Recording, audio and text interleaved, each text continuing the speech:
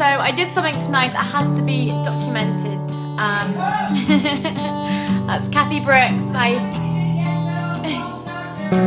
says, cool, get the ER ready because I actually cooked the sweet potato and I cooked a Hungarian dish called pecho, which is onions and peppers and well, even some candles. No, we're not eating candles. But with some sausage, some chorizo, and then you mix it. You're supposed to have eggs, but I did a non-egg version. Can you attest? I'm actually very impressed that so the kitchen wasn't set on fire, which is really awesome to me. That my kitchen is still standing.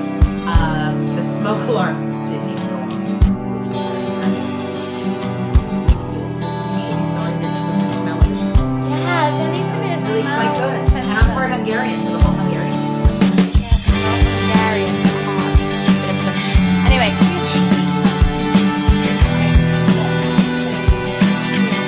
Here it goes. The moment of truth.